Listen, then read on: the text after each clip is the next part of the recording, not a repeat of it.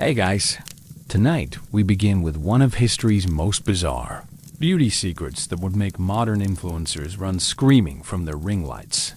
We're diving deep into the strange, sometimes horrifying world of medieval beauty treatments, where dead mice weren't just unfortunate kitchen discoveries. They were expensive cosmetic ingredients that women would literally attach to their foreheads. You think your skincare routine is complicated? You think those 12-step Korean beauty regimens are intense? Well, buckle up, because we're about to explore a time when beauty meant rubbing crushed pearls into your teeth, painting your face with lead-based makeup that would slowly poison you, and yes, strategically placing deceased rodents on your body in the name of vanity. The popular image of medieval women is often one of dirt, disease, and complete neglect of personal hygiene. Hollywood loves to show us unwashed peasants with blackened teeth and matted hair, as if an entire millennium of human civilization just forgot that looking good was important. The reality? Medieval women were absolutely obsessed with beauty, sometimes to a degree that puts our modern Instagram culture to shame. They just had very different, and often deadly, ideas about how to achieve it. So, before you get comfortable, take a moment to like the video and subscribe, but only if you genuinely enjoy what I do here. And let me know in the comments where you're tuning in from and what time it is for you. It's always fascinating to see who's joining us from around the world, especially when we're discussing beauty standards that would make your great-grandmother single quotes grandmother blush. Now dim the lights, maybe turn on a fan for that soft background hum. Get that pillow position just right, and let's ease into tonight's journey together. We're going to explore not just the what, but the why behind these strange practices. And by the end, you'll understand that the pursuit of beauty has always been a deeply human obsession. It's just that our ancestors had some truly creative, and often dangerous, approaches to achieving it. The foundation of medieval beauty standards. You wake up in the year 1347, and you're a woman of moderate means in London. The first thing you notice isn't the smell of horse manure in the streets, or the sound of merchants hawking their wares. It's the mirror. Well, not exactly a mirror as you'd recognize it, but a polished piece of silver or copper that gives you a wavering, distorted reflection of your face. And what you see reflected back at you is governed by beauty standards so specific, so rigid, and so completely different from anything you know today that you barely recognize yourself as human by modern standards. The medieval ideal of feminine beauty was startlingly precise. You needed a high, smooth forehead, so high that women would pluck their hairlines back several inches, creating foreheads that stretched from their eyebrows almost to the crown of their heads. Your eyebrows? Gone. Completely plucked away because the smooth, unbroken expanse of forehead was considered the height of sophistication. Your eyes should be large and bright, but not too bright. You didn't want to look fevered or ill. Your nose needed to be straight and narrow, your lips small and pale, and your skin should be so white it was almost translucent. But here's where it gets interesting, and where those dead mice come into play. That impossibly high forehead wasn't just achieved through strategic hair removal. Women would actually attach small dead mice to their foreheads, right at the hairline, and wear them for extended periods. The theory, passed down through generations of medieval medical texts and beauty manuals, was that the natural oils and substances from the decomposing mouse would encourage hair growth, but hair growth in the opposite direction. You see, the logic went something like this. If you wanted to stop hair from growing in a particular area, you needed to redirect that hair's natural energy elsewhere. The mouse, being a creature associated with fertility and rapid reproduction, would supposedly absorb the hair's growing power and redirect it away from your forehead. It sounds completely insane, and it was, but it was also incredibly expensive, and therefore a mark of social status. The mice weren't just any mice, either. They had to be caught at a specific time of year, preferably during the full moon, and they needed to be prepared by specialists who understood the delicate balance of decomposition required for the treatment to work. Too fresh, and the mouse wouldn't have the right properties. Too decomposed, and it would fall apart and create a mess that would be both ineffective and socially embarrassing. Women would wear these mouse foreheads for weeks at a time, often covering them with elaborate headdresses or veils that were specifically designed to hold the treatment in place, while still allowing them to participate in daily activities. The smell, as you might imagine, was overwhelming, but it was masked by heavy applications of rosewater, lavender oil, and other expensive perfumes that served the dual purpose of covering the scent of decay and demonstrating wealth. The social implications of this practice were enormous. A woman who could afford to wear dead mice on her forehead was clearly wealthy enough to not only purchase the mice and pay for their preparation, but also wealthy enough to not work with her hands, not cook over open fires, and not engage in any activity that might disturb her elaborate beauty treatments. It was a visible sign that she belonged to the leisure class, that she was supported by someone wealthy enough to maintain her in absolute idleness. But the forehead mice were just one part of a complex beauty routine that governed every aspect of a medieval woman's appearance. Your hair, what remained of it after the plucking, needed to be long, blonde, and preferably wavy. If you weren't naturally blonde, you'd spend hours sitting in the sun with your hair spread across a specially designed hat called a solana, which had no crown but a wide brim that would protect your face while exposing your hair to bleaching sunlight. The hair treatments themselves were elaborate chemical processes that would make modern hair colorists nervous. Women would apply mixtures of saffron, turmeric, rhubarb, and sometimes even sulfur to their hair, creating paste-like substances that they'd leave on for hours or even days. The sulfur treatments were particularly dangerous. They could cause severe chemical burns and permanent hair loss, but they were also remarkably effective at creating the pale golden color that was so prized. Your teeth were another major concern, and here the beauty standards were quite different from today. Small white teeth were preferred, but not the bright, perfectly aligned white teeth we value now. Medieval people actually filed their teeth to make them smaller and more delicate looking, and they would stain them with various substances to achieve what they considered an attractive color. Sometimes this meant making them whiter with crushed pearls or chalk, but sometimes it meant making them slightly yellow or even black, depending on the current fashion and your social class. The most expensive tooth treatments involved precious metals and gems.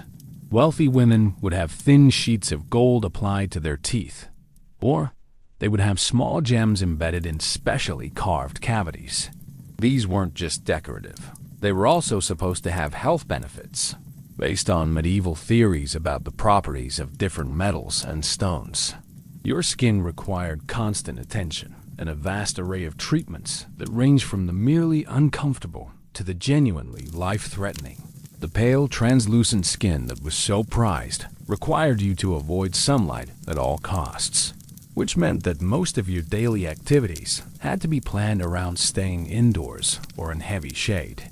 But it also meant applying various whitening substances to your skin, many of which contained lead, mercury, or other toxic metals that would slowly poison you over years of use. The lead-based face paints were particularly popular because they created such a dramatically pale, smooth appearance. They would fill in wrinkles, even out skin tone, and create that translucent quality that was so desired.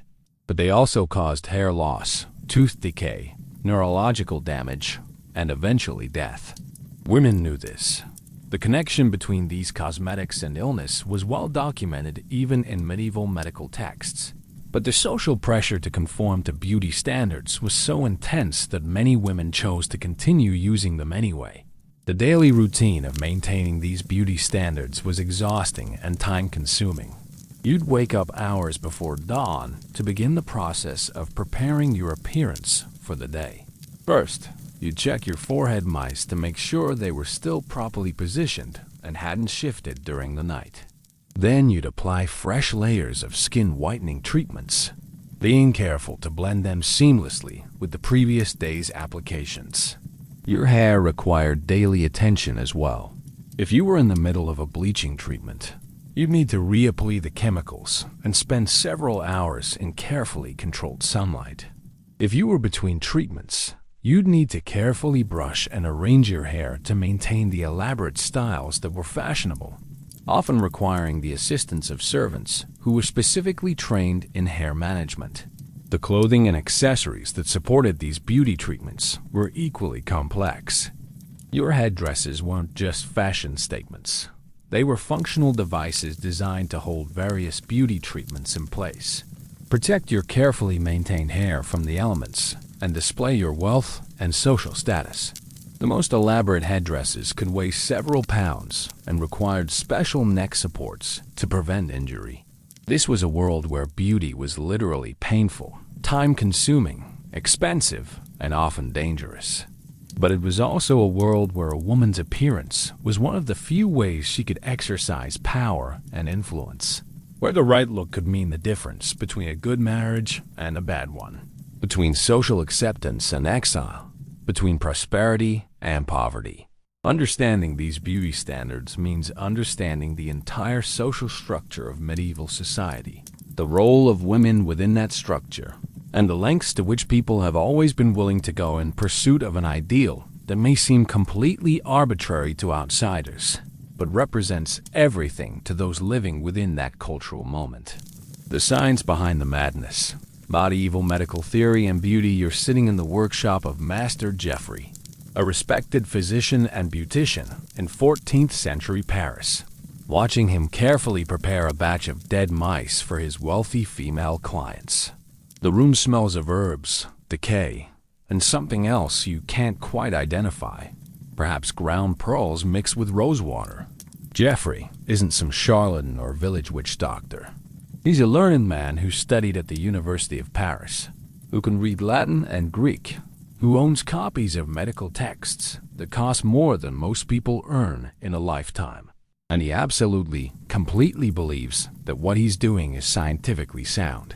To understand why intelligent, educated people thought that dead mice could improve your appearance, you need to understand medieval medical theory, which was based on a complex system of humoral medicine that traced its roots back to ancient Greek and Roman physicians. According to this theory, your body contained 4 primary humors: blood, phlegm, yellow bile, and black bile. Everything about your health, your personality, your appearance, and your destiny was determined by the balance of these 4 substances in your body. Blood was hot and moist, associated with spring, air, and a sanguine temperament. People with too much blood were cheerful, optimistic, and ruddy complexioned, but they were also prone to overindulgence and skin problems. Phlegm was cold and moist, linked to winter, water, and a phlegmatic personality, calm, reliable, but sometimes sluggish and pale. Yellow bile was hot and dry, connected to summer, fire, and a choleric nature, energetic and ambitious, but also angry and prone to yellow-tinged skin and premature aging. Black bile was cold and dry, associated with autumn, earth, and melancholy, thoughtful and artistic, but also sad and prone to dark moods and sallow complexions. The goal of medieval medicine was to maintain perfect balance between these 4 humors, and beauty treatments were understood as medical treatments, designed to correct humoral imbalances that manifested as physical imperfections. If you had too much blood, for example, you might develop red, blotchy skin, and the treatment would involve procedures to reduce the blood humor, bloodletting, dietary changes, and topical applications designed to cool and dry your system. This is where the dead mice come in, and why they made perfect sense within the medieval medical framework. Mice were considered to be creatures of a particular humoral composition. They were hot and moist, like blood, but they also had special properties related to fertility and rapid growth. When a mouse died and began to decompose, medieval physicians believed that its humoral essence became concentrated and could be transferred to human patients through direct contact. For hair removal on the forehead, the logic was elegant and sophisticated by medieval standards. Hair growth was understood to be caused by an excess of hot, moist humors in the scalp. By applying a dead mouse to the area, You were introducing a substance that would absorb those excess humors and redirect them elsewhere in the body. The mouse, being naturally inclined toward rapid reproduction and growth, would essentially trick your body's humoral system into sending the hair-growing energy to the mouse instead of to your hair follicles. But the treatment had to be precisely calibrated. The mouse needed to be at exactly the right stage of decomposition to have the proper humoral balance. Too fresh, and it would still contain too much of its living humoral composition, which might actually stimulate hair growth rather than prevent it. Too decomposed, and the humoral essence would have dissipated, leaving you with nothing but a smelly, ineffective mess. Master Jeffrey would select his mice based on a complex set of criteria that had been passed down through generations of medical practitioners. The mice had to be caught during specific phases of the moon, because lunar cycles were believed to affect humoral balances in all living things. They had to be female mice, because female humoral essence was considered more suitable for treating female patients. And they had to be prepared using specific herbs and minerals that would enhance their natural properties. The preparation process was elaborate and expensive. First, the mice would be cleaned and blessed by a priest, because spiritual purity was considered essential for effective medical treatment. Then they would be stuffed with a mixture of herbs chosen for their specific humoral properties, typically cooling, drying herbs like sage, rosemary, and lavender that would balance the hot, moist nature of the mouse itself.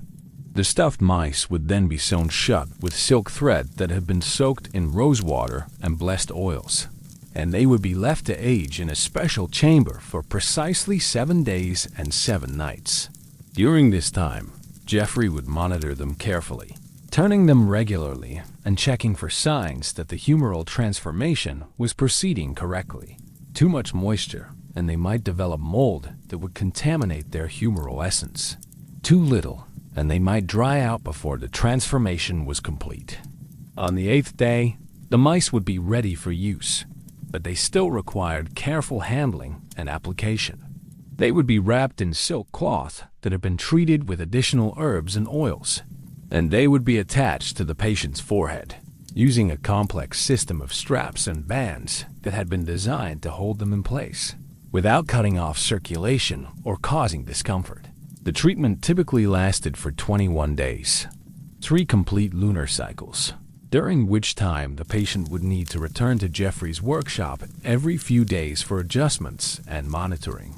He would check the condition of the mouse, adjust the positioning if necessary, and apply additional herbal treatments to enhance the process. The cost of this treatment was enormous, equivalent to several months' wages for a skilled craftsman, but for wealthy women, it was considered an essential investment in their social standing and marriage prospects. But the forehead mice were just one example of how medieval medical theory influenced beauty treatments. Every aspect of personal appearance was understood in humoral terms, and treatments were designed accordingly. Skin color, for example, was directly related to humoral balance. Pale skin indicated a proper balance of cool, moist humors, while dark or ruddy skin suggested an excess of hot, dry humors that needed to be corrected. The lead-based face paints that were so popular weren't just cosmetics, they were medicine. Lead was classified as a cold, dry substance that could cool down an overheated complexion and dry out excess moisture that caused skin problems. The fact that lead was also highly toxic was known, but it was understood as a necessary trade-off. All effective medicines were believed to be inherently dangerous. The more powerful the treatment, the more dangerous it was likely to be. Medieval physicians had elaborate theories about how these lead treatments worked at the humoral level. When you applied white lead paint to your face, it would draw out the excess hot, moist humors that caused blemishes, wrinkles, and uneven skin tone. The lead would absorb these bad humors and neutralize them, leaving your skin perfectly balanced and therefore perfectly beautiful. The preparation of these lead cosmetics was a sophisticated chemical process that required extensive knowledge of metallurgy, chemistry, and humoral medicine. The lid had to be purified through a series of heating and cooling cycles that would remove impurities and concentrate its essential properties. It would then be mixed with other substances, ground pearls, crushed gems, rare earths that would enhance its effectiveness and add their own beneficial properties to the mixture. Hair treatments followed the same principles. Blonde hair was considered ideal because it indicated a perfect balance of hot and cold humors, warm enough to show vitality and health, but cool enough to demonstrate proper feminine temperance. If your hair was too dark, it meant you had an excess of hot, dry humors that needed to be cooled and moistened. If it was too light or gray, you had too many cold, dry humors that needed to be warmed and moistened. The bleaching treatments that women used weren't just cosmetic procedures. They were medical interventions designed to correct humoral imbalances. The chemicals used in these treatments, sulfur, lime, various plant extracts, were chosen specifically for their humoral properties and their ability to transform the humoral composition of hair from the inside out. Jeffrey would spend hours explaining to his clients exactly how these treatments worked, using charts and diagrams that showed the flow of humors through the body and the specific points where external treatments could influence internal balance. His clients weren't just buying cosmetics. They were buying into a complete medical and philosophical system that explained not just how they looked, why they looked that way, and what it meant for their health, their personality, and their destiny. This scientific framework also explained why beauty treatments were so time-consuming and expensive. If you were trying to fundamentally alter your humoral balance, you couldn't expect quick results. The humors moved slowly through the body, and lasting change required sustained, consistent treatment over weeks or months. The most effective treatments were also the most complex and expensive, because they required rare ingredients, specialized knowledge, and careful monitoring by trained professionals. The social implications of this medical approach to beauty were enormous. A woman who could afford the time and expense of proper humoral beauty treatments was demonstrating not just her wealth, but her understanding of sophisticated medical theory and her commitment to maintaining her health according to the best scientific knowledge of the time. She was showing that she was educated, well-connected, and serious about her role in society. But perhaps most importantly, this medical framework gave women a way to justify their pursuit of beauty that went beyond mere vanity. They weren't just trying to look good for its own sake. They were trying to maintain their health, balance their humors, and ensure their physical and spiritual well-being according to the best medical advice available. Beauty became a moral obligation, a form of self-care that was both scientifically sound and spiritually necessary. The economics of decay, how dead mice became luxury items, are standing in the Cheapside Market in London, 1356. And you're watching something that would make absolutely no sense to modern shoppers. A bidding war over dead mice. Not just any dead mice, mind you, but premium grade, properly aged, ceremonially prepared dead mice that cost more per ounce than imported silk. The woman who finally wins the auction pays what amounts to 3 months' wages for a skilled carpenter for a single mouse that's been dead for exactly the right amount of time, prepared by the right specialists and guaranteed to produce the desired effect on her hairline. This is the bizarre world of medieval luxury economics, where the rarest and most expensive beauty products weren't gold or diamonds or exotic perfumes, but carefully controlled decay.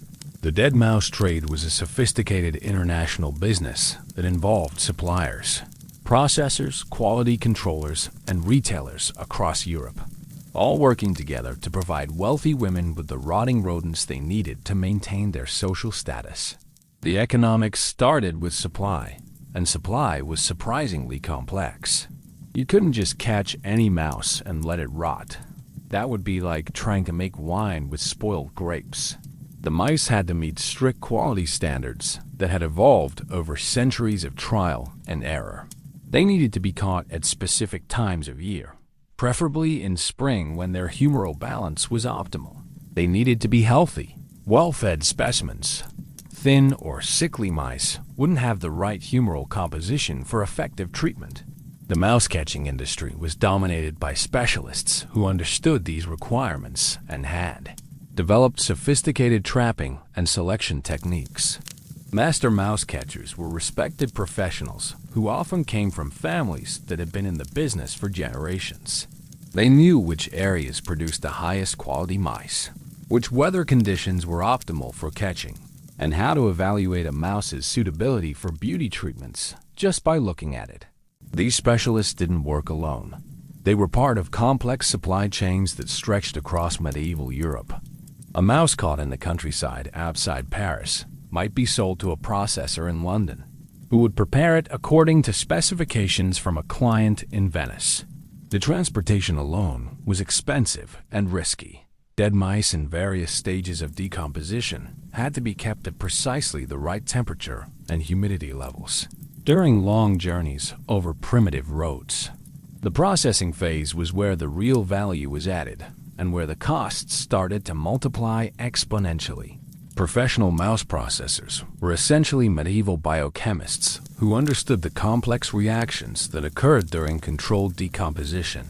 They had to monitor temperature, humidity, air circulation, and timing with scientific precision to ensure that each mouse reached exactly the right stage of decay for its intended use. Master Guillaume de Mandelier was one of the most famous mouse processors of his era, and his workshops in Paris supplied wealthy clients across Europe.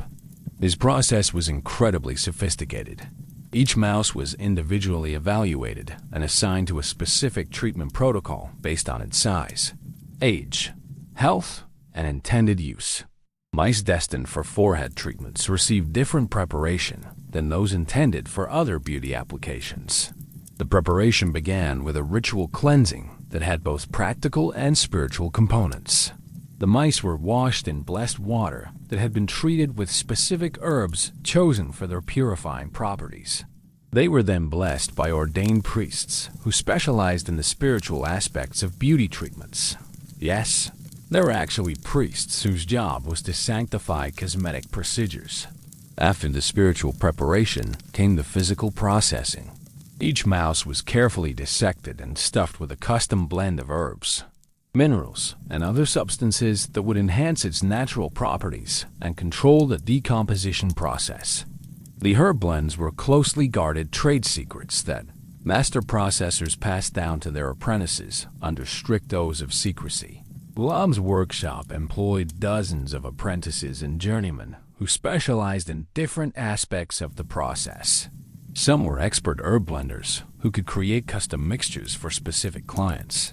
Others specialized in the delicate sewing work required to close the mice after stuffing. Still others monitored the aging chambers where the stuffed mice underwent their carefully controlled decay. The aging process typically took between 1 and 3 weeks, depending on the specific treatment requirements and the seasonal conditions. During this time, each mouse had to be turned regularly, monitored for signs of improper decomposition, and adjusted as necessary to ensure optimal results. The workshops had elaborate ventilation systems to manage the smell and maintain proper air circulation, and they employed specialists whose only job was to evaluate the progress of decomposition by scent. Quality control was absolutely critical, because a single bad mouse could destroy a processor's reputation and cost them their entire clientele. Each mouse was evaluated multiple times during the aging process, and any that showed signs of improper decomposition were immediately discarded. The financial losses from discarded mice were substantial, but they were considered a necessary cost of maintaining quality standards. The finished mice were packaged in elaborate containers that were themselves luxury items. The containers had to protect the mice during transport while allowing for proper air circulation, and they were often made from precious materials and decorated with intricate designs that demonstrated the wealth and sophistication of their owners. A typical mouse container might be made from carved ivory, decorated with gold leaf and lined with silk that had been treated with preservative herbs. The retail phase was where the costs really exploded. Mice weren't sold in general markets. They were available only through exclusive dealers who specialized in luxury beauty products and had established relationships with wealthy clients. These dealers were often women themselves, typically widows of wealthy merchants, who had the social connections and business experience necessary to succeed in this specialized market. Dame Margaret de Clare was one of the most successful mouse dealers in 14th century London. A shop near Westminster served the wives and daughters of nobles, wealthy merchants, and high-ranking church officials. She didn't just sell mice. She provided complete beauty consulting services that included evaluation of each client's specific needs, custom selection of appropriate treatments, and ongoing support throughout the treatment process. Dame Margaret's clients would typically schedule appointments weeks in advance, during which she would examine their skin, hair, and overall appearance to determine exactly what type of mouse treatment would be most effective. She maintained detailed records of each client's treatment history, tracking which mice had produced the best results and adjusting recommendations accordingly. The pricing structure for these treatments was incredibly complex, based on factors that included the season when the mouse was caught, the reputation of the processor who prepared it, the rarity of the herbs used in the stuffing, the length of the aging process, and the current market demand. A basic forehead mouse might cost the equivalent of a month's wages for a skilled craftsman, while a premium mouse prepared by a famous processor with rare herbs could cost 10 times that amount. But the direct cost of the mouse was just the beginning. Clients also had to pay for the application process, which required the services of trained specialists who understood how to properly position and secure the mice for maximum effectiveness.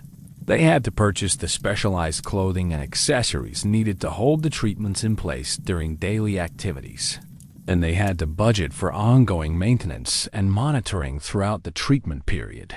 The total cost of a complete mouse treatment could easily equal the annual income of a middle-class family, which meant that these treatments were available only to the wealthiest members of society. This exclusivity was actually part of their appeal. The ability to afford dead mouse beauty treatments was a clear signal of extreme wealth and high social status. The economic impact of the dead mouse trade extended far beyond the beauty industry itself. The demand for high-quality mice created employment for thousands of people across Europe. Mouse catchers, processors, transporters, dealers, and support staff. The industry also drove innovation in related fields like preservation techniques, container manufacturing, and specialized textiles. The trade routes that developed around mouse commerce helped establish some of the commercial networks that would later become important for other luxury goods. Italian merchant families who made fortunes in the mouse trade used their profits and connections to expand into silk, spices, and banking. The banking systems that evolved to handle the complex international transactions involved in mouse commerce helped lay the groundwork for the more sophisticated financial systems that would emerge during the Renaissance. But perhaps most importantly, the dead mouse trade demonstrated the incredible power of social pressure and cultural expectations in medieval society. People were willing to pay enormous sums of money for rotting rodents, not because the treatments were effective. There's no evidence that they actually worked, but because social acceptance and marriage. Prospects depended on conforming to extremely specific beauty standards. The women who purchased these treatments weren't stupid or gullible. They were often highly intelligent, well-educated members of the social elite who understood perfectly well that they were paying enormous sums for dead mice. But they also understood that in their world, appearance was everything, and that the consequences of not conforming to beauty standards could be economically and socially devastating. This created a self-perpetuating system where the cost and difficulty of beauty treatments actually enhanced their social value. The more expensive and elaborate a treatment was, the more it demonstrated a woman's wealth and social position, which made it more desirable, which drove prices even higher, which made it even more exclusive, and so on. The dead mouse trade was ultimately a perfect example of how luxury markets work. They create artificial scarcity around products that may have little or no intrinsic value, but that serve as powerful signals of wealth, status, and cultural sophistication. The mice themselves were almost irrelevant. What mattered was what they represented, and what a woman's ability to afford them said about her place in the social hierarchy. Beyond mice, the menagerie of medieval beauty treatments, you're in the private chambers of Lady Eleanor de Bohun, one of the wealthiest women in 14th century England, and you're witnessing her morning beauty routine. The dead mouse on her forehead is just the beginning. Scattered across her dressing table are the preserved remains of what looks like a small zoo bat wings. Wolf teeth, snake skins, crushed beetles, pulverized fish scales, and various other animal parts that have been transformed into beauty treatments through processes that would make modern cosmetic chemists weep. The medieval beauty industry's obsession with dead animals went far beyond mice. In fact, mice were considered relatively basic, entry-level treatments suitable for minor beauty concerns. The really serious problems: deep wrinkles, stubborn hair, persistent skin discoloration, unwanted body odor, required more exotic and expensive, animal-based solutions that read like ingredients for a witch's spell but were actually prescribed by the most respected physicians of the era. Lady Eleanor begins her routine by removing yesterday's mouse and replacing it with a fresh one. But then she moves on to more sophisticated treatments. She opens a small silver container and removes what appears to be a dried bat wing, which she carefully crushes into powder using a mortar and pestle made from carved ivory. This bat wing powder will be mixed with ground pearls and virgin's milk to create a paste that she'll apply around her eyes to prevent wrinkles and maintain the bright, youthful appearance that's so crucial to her social position. The theory behind bat-based beauty treatments was elegant by medieval standards. Bats were creatures of the night, associated with darkness, mystery, and transformation. They were also the only mammals capable of true flight, which meant they possessed special properties related to transcendence and change. Medieval physicians believed that these properties could be transferred to human patients through carefully prepared applications. But not just any bat would do. The bats used for beauty treatments had to be caught during specific conditions, preferably during a new moon, when their nocturnal powers were at their peak. They had to be healthy, adult specimens that had been feeding on the right kinds of insects, and they had to be killed and processed using techniques that would preserve their essential properties, while making them safe for human use. The preparation of batwing eye treatments was incredibly complex and expensive. The wings had to be carefully removed and cleaned, then treated with preservative herbs and aged for precisely the right amount of time. Too little aging, and the wings wouldn't have developed the proper consistency for grinding. Too much aging, and their essential properties would have dissipated. Master apothecaries who specialized in bat treatments maintained elaborate charts that tracked the lunar cycles, seasonal variations, and other factors that affected the quality of their products. They employed specialists who could identify the different species of bats and select the ones with properties most suitable for specific beauty concerns. They invested in expensive equipment, special grinding tools, aging chambers, storage containers that were used exclusively for bat-based preparations. The cost of a single bat wing eye treatment was astronomical, equivalent to several months' wages for a skilled craftsman. But for women like Lady Eleanor, the expense was justified by the results. Batwing treatments were supposed to not only prevent wrinkles, but also enhance night vision, improve dream quality, and provide protection against the evil eye and other supernatural threats to beauty. After applying her batwing eye treatment, Lady Eleanor moves on to her hair care routine, which involves an equally exotic array of animal-based products. She opens another container and removes what appears to be a collection of small, iridescent scales, fish scales that have been specially processed to enhance hair shine and manageability. The fish scale hair treatments were based on medieval observations about the natural properties of different aquatic creatures. Fish that lived in clear, flowing water were believed to possess properties related to purity and clarity that could be transferred to human hair through direct application. The scales had to be harvested from specific species, typically trout or salmon, that had been caught in mountain streams during certain seasons. The preparation process began with careful cleaning and sorting of the scales by size, color, and condition. Only perfect scales were selected for beauty treatments. Any that showed signs of damage or discoloration were discarded. The selected scales were then ground into a fine powder using specialized equipment that could handle their tough, flexible structure without destroying their essential properties. The scale powder was mixed with various oils and herbal extracts to create hair treatments that were applied like modern conditioners, but left on for much longer periods, sometimes days or even weeks. Women would sleep with these treatments in their hair, covering their heads, with specially designed caps that would hold the mixture in place while allowing for proper air circulation. Lady Eleanor's hair treatment also includes ground wolf teeth, which were supposed to provide strength and prevent hair loss. Wolves were associated with wildness, strength, and predatory power, qualities that medieval women wanted to incorporate into their own appearance. But wolf teeth were incredibly difficult to obtain. Wolves were dangerous animals that required skilled hunters to kill, and their teeth had to be extracted and processed using techniques that would preserve their natural properties. The wolf tooth hair treatments were among the most expensive beauty products available in medieval Europe.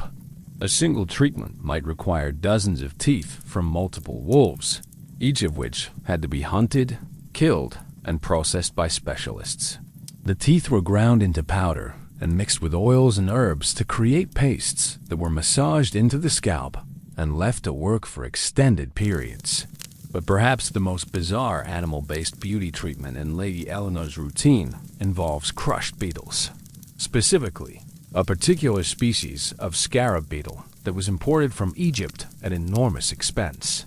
These beetles were believed to possess properties related to resurrection and transformation, based on ancient Egyptian religious beliefs that had been incorporated into medieval medical theory through various channels. The scarab beetles had to be alive when they arrived in Europe, which meant they had to be transported in special containers that maintained the proper temperature and humidity during the long journey from Egypt. Once they arrived, they were kept alive until the moment they were needed for treatment, because their essential properties were believed to dissipate rapidly after death. The preparation of scarab beetle beauty treatments was almost ritualistic in its complexity. The beetles were killed using specific methods designed to preserve their life force, then immediately processed using techniques that had been passed down through generations of specialized apothecaries. They were ground into paste using mortar and pestles that had been consecrated for this specific purpose, mixed with oils and herbs that enhanced their natural properties, and applied to the skin while the mixture was still warm from the grinding process. Lady Eleanor uses her scarab beetle paste as a full-face treatment, applying it like a mask and leaving it on for several hours while she conducts her daily business. The paste is supposed to not only improve her complexion, but also provide spiritual protection and enhance her natural charisma, qualities that were considered essential for maintaining her position in medieval society. The snakeskin treatments in Lady Eleanor's beauty arsenal were based on the medieval understanding of snakes as creatures of renewal and transformation. Snakes shed their skins regularly, which was interpreted as a natural process of rejuvenation that could be harnessed for human beauty purposes. The skins had to be collected during the shedding process. They couldn't be removed from dead snakes, and they had to be from specific species that were known for their longevity and vitality. The preparation of snakeskin beauty treatments involved complex processes that were part chemistry, part alchemy, and part magic. The skins were cleaned, treated with preservative substances, and aged under carefully controlled conditions. They were then ground into powder or dissolved in various solutions to create treatments that could be applied to different parts of the body. Lady Eleanor uses snakeskin treatments primarily for skin conditioning and anti-aging purposes. She applies snakeskin solutions to areas where she's beginning to show signs of aging, around her eyes, mouth, and neck, in the belief the regenerative properties of the snakeskin will help her own skin renew itself more effectively. The bird-based beauty treatments in her routine are equally elaborate and expensive. Peacock feathers are ground into powder and used as eyeshadow, not just for their beautiful colors, but because peacocks were associated with immortality and divine beauty.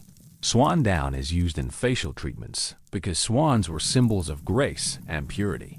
Eagle talons are processed into treatments for strengthening.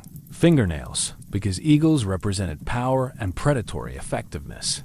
Each of these animal-based treatments required its own specialized knowledge, equipment, and supply chains.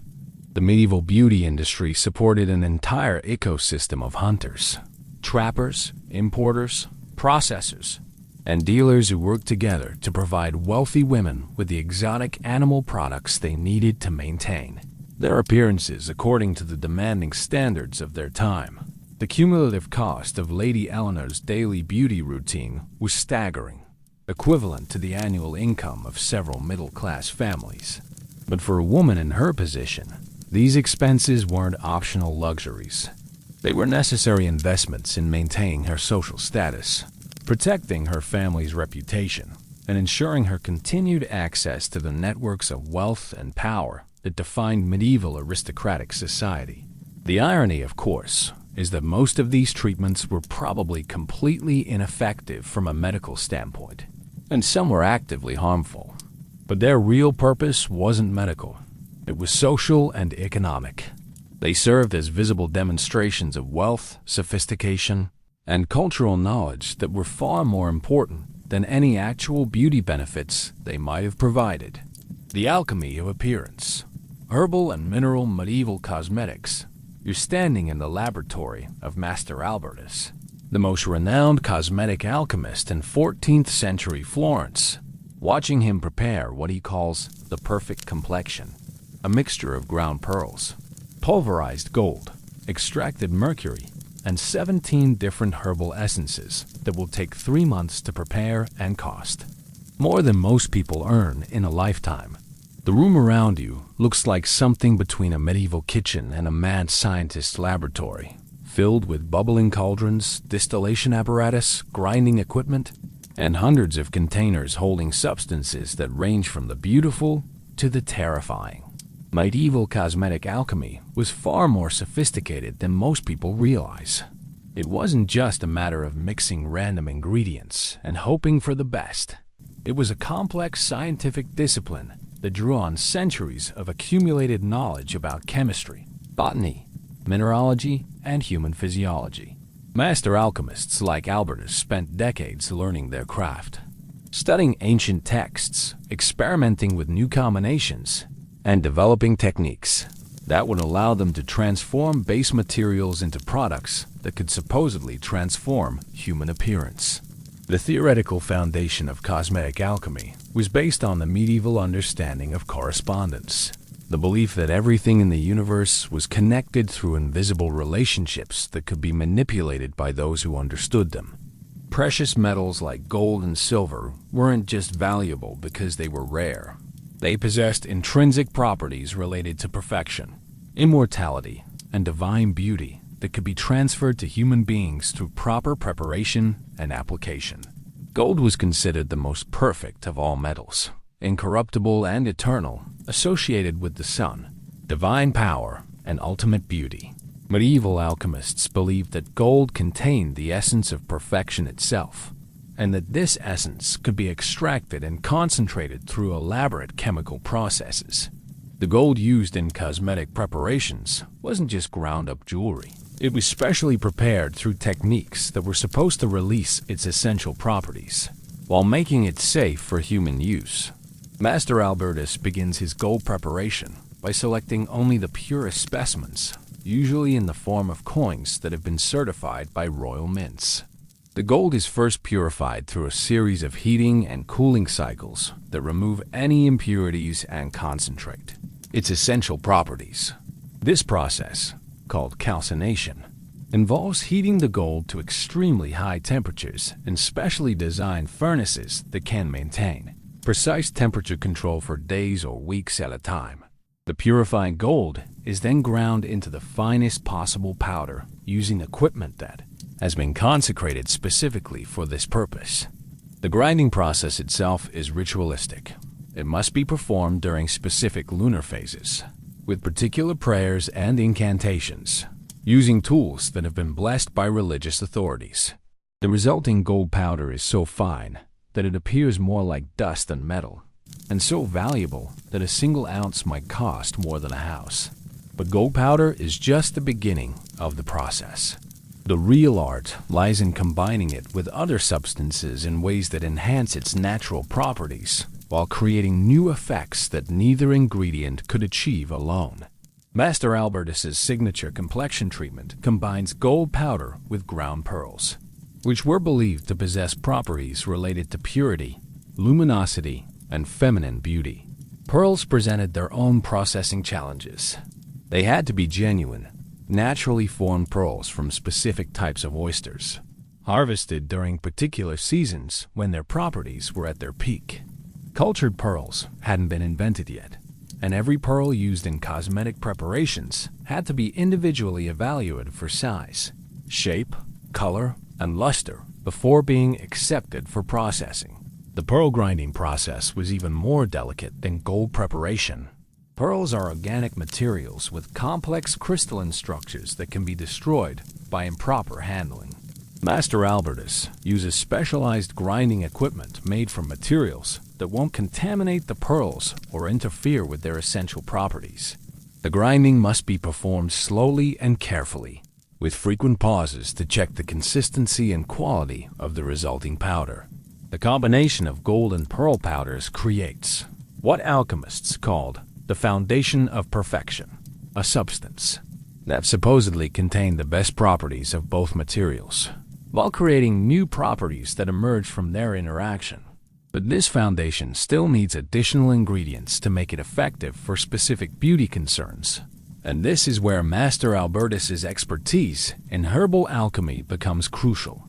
Medieval herbalism was incredibly sophisticated, based on centuries of observation and experimentation with thousands of different plant species.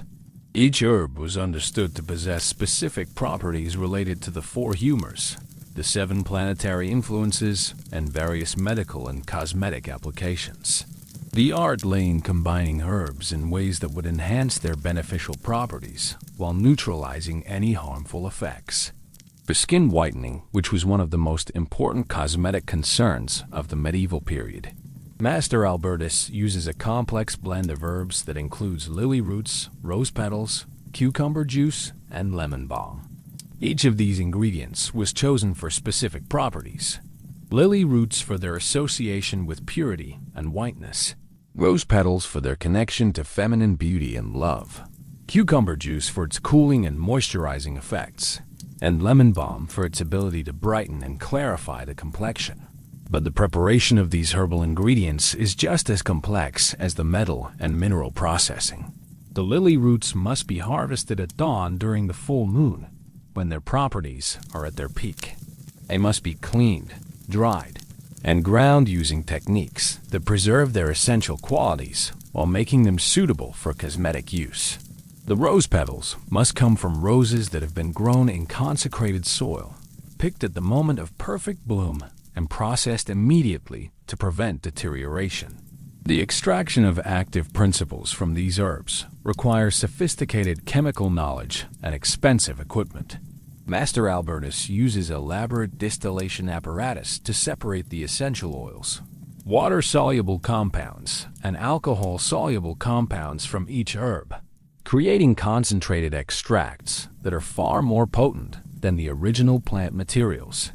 These extracts are then aged under carefully controlled conditions, sometimes for months or years, to allow their properties to develop and mature. The mercury used in Master Albertus's complexion treatment is perhaps the most controversial ingredient by modern standards, but it was considered essential by medieval alchemists. Mercury was associated with the planet Mercury and the god Hermes, connected with communication, transformation, and divine knowledge. It was believed to possess unique properties that allowed it to act as a mediator between different substances, helping them combine more effectively while enhancing their individual properties. The preparation of cosmetic mercury was incredibly dangerous and required specialized knowledge and equipment. Raw mercury had to be purified through complex chemical processes that removed impurities and stabilized its volatile nature. It then had to be combined with other substances in precise proportions to create compounds that were supposedly safe for human use, while retaining mercury's beneficial properties. Modern science tells us that these mercury-based cosmetics were slowly poisoning the women who used them, causing neurological damage, hair loss, tooth decay, and eventually death. But medieval alchemists genuinely believed they were creating beneficial products, and they developed elaborate theories to explain how mercury could be made safe through proper preparation and combination with other ingredients. The final stage of Master Albertus's complexion treatment preparation involves combining all these processed ingredients in precise proportions according to formulas that have been developed through years of experimentation. The gold powder, pearl powder, herbal extracts, and purified mercury are mixed together in specific sequences with careful attention to timing, temperature, and environmental conditions. The mixing process itself is considered a form of magic, requiring not just technical skill, but also spiritual preparation and ritual observance. Master Albertus begins with prayers and purification ceremonies. He performs the mixing during astrologically auspicious times, and he maintains a state of focused concentration throughout the process. Any distraction or deviation from the proper procedures could supposedly ruin the entire batch and waste months of work and enormous amounts of expensive materials. The finished product is a smooth, luminous paste that supposedly contains the essence of perfection itself. When applied to the skin, it creates an immediately visible brightening effect, smoothing out imperfections and creating the pale, translucent complexion that was so highly prized in medieval society. The psychological effect is probably just as important as the physical. Women who could afford such treatments felt beautiful, confident, and socially superior, which may have made them appear more attractive, regardless of the actual cosmetic effects. But Master Albertus's laboratory produces far more than just complexion treatments. He creates specialized preparations for every aspect of female beauty. Hair dyes made from combinations of minerals and plant extracts, eye treatments based on ground gems and rare herbs, lip colorings derived from exotic insects and flowers, and dental preparations that combine precious metals with medicinal plants. Each product requires its own specialized knowledge, equipment, and ingredients, creating a complex web of suppliers, processors, and dealers that spans medieval Europe and beyond. The spices and herbs come from as far away as India and China, traveling along trade routes that are dangerous and expensive. The minerals and metals are sourced from mines across Europe, often requiring special arrangements with local authorities and guilds.